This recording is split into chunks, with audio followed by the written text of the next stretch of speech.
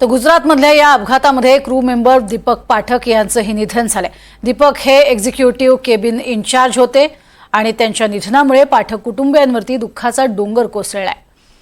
दोघी बहिणी गुजरातसाठी रवाना झालेल्या आहेत।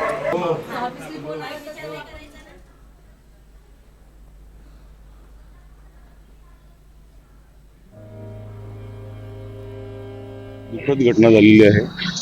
सगळे अत्यंत दुःखी असून सगळे अजून देवाकडे हीच प्रार्थना करतायत की काहीतरी चांगली बातमी येऊ दे।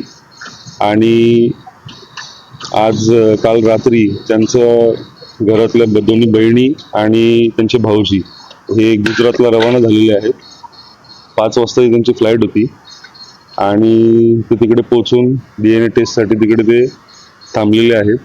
आणि एअर इंडियातर्फे त्यांना जी काही मदत लागते त्यासाठी आम्ही सर्व प्रयत्न करत आहोत। आमदार साहेब असतील, आमदार साहेब जे त्या परिसरातील आहेत, माननीय श्री किसन कथोरे साहेब, त्यांनी सुद्धा इथे काल व्हिजिट दिली आणि त्यांनी सुद्धा त्यांना कंटिन्यू कॉन्टॅक्टमध्ये आहेत की कुठलीही मदत लागली तर त्यासाठी ते कंटिन्यू त्यांच्याशी कनेक्टेड आहेत।